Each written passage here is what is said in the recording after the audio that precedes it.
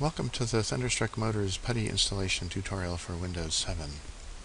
Let's start by entering the website and then go to the charger section on the lower left. You'll find the EVCC page down a ways. Click on that and then on that page select the driver install guide. This is a document that will help us through the installation process. You'll look for Telnet client installation, and there's the Putty link right there to their website for the download. Click on that. At the top of this page you'll see a download Putty here. Click there, and we have a few options. This is a 64-bit processor machine. I'll select that for the download, and once it's downloaded, the installation process can begin. We'll click on the file and run the installer. The default settings will be valid for this. This is the location of the install file, so you'll want to remember that so that you can open Putty later.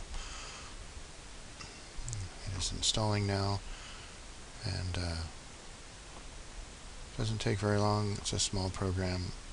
When you finish, the next step will be to plug in the serial cable that you got from us into a USB port on your computer.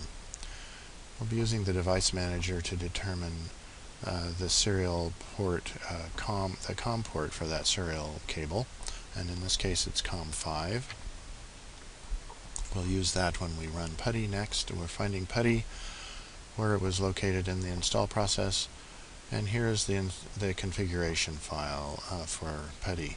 The serial button is clicked, 9600 speed, changing COM1 to COM5 so that we can communicate with our serial cable, and we open it. We can open the file with no device connected, as is done right now, and you'll see the Putty window come open. If we did have a device connected, we would be able to communicate with it now. So that's it. Visit our video page soon for tutorials about configuring each of our devices. Thanks.